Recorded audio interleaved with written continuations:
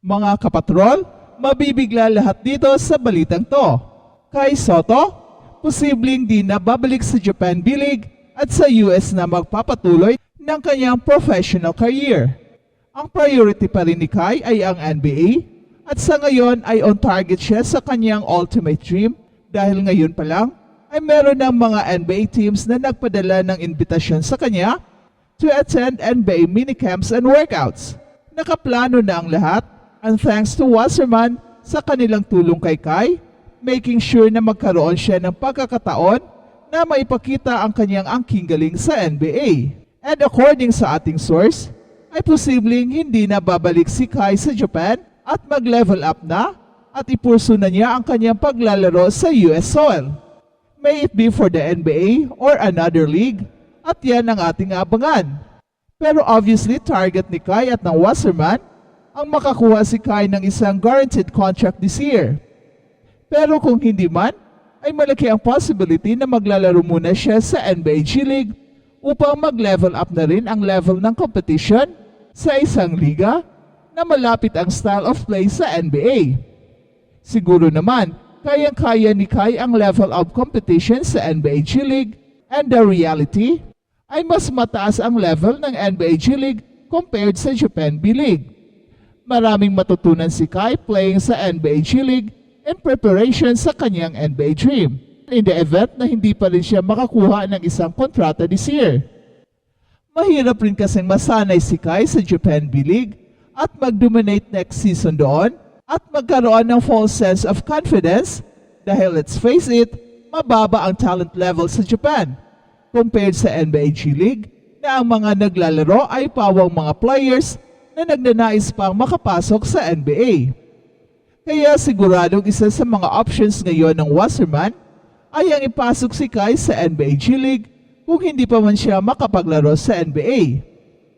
Isang taon sa NBA G League, yan lang ang kailangan upang matyansa ni Kai kung gaano kataas ang antas ng competition sa NBA G League at dito malalaman niya kung talagang meron siyang ibubuga pagdating sa NBA. At kung magiging impressive ang stint ni Kai sa NBA G League, ay siguradong ito na ang hudyat na bibigyan na siya ng tiwala ng mga NBA teams. Ang hirap rin kasi sa Japan B-League, hindi pa masyado stabilized league in terms of level of competition, bago pa kasing gumanda ang liga at wala pa ni isang NBA player na produkto ng Japan B-League. Unlike sa NBA G League, na napakarami ng mga NBA players ang galing dito. Kahit ang mga NBA superstars, ay merong mga panahon na dito muna pinahinog sa NBA G League bago sila isinabak sa kanilang mga mother team sa NBA. So in other words, ay ito ang process na sinasabi ng Wasserman. Tagumpay ang kanilang Japan B-League experiment, kaya it's now time na mag-level up na ang basketball career ni Kai. Merong option ang ating idol na maglalaro muna sa NBA G League kung hindi pa man siya makakuha ng NBA team. Although wala pang set in stone dahil ang dami pang mga moving parts, pero hindi rin naman malayong magbabalik si Kai sa Japan kung kailangan. So ito ang exciting part, ang paghihintay. At balitang NBA naman. Ang Boston Celtics na ipanalo ang Game 1 sa East Finals pagkatapos na puwersa ang overtime. Si Jaylen Brown ay tumira ng game-tying three-pointer na may mas bababa sa 10 seconds na lang ang natitira sa regulation upang maiwasan ng Boston Celtics ang upset. Ang Boston Celtics ay nakatakas sa isang 133-128 overtime na panalo laban sa Indiana Pacers sa Game 1 ng Eastern Conference Finals at si Jaylen Brown ay tumira ng kanyang game-tying three-pointer sa may 6 seconds na lang ang natitira sa laro upang maipilit ang overtime. At ang top-seeded Boston Celtics ay nanatili sa extra period upang makuha ang panalo sa pagbubukas ng serye.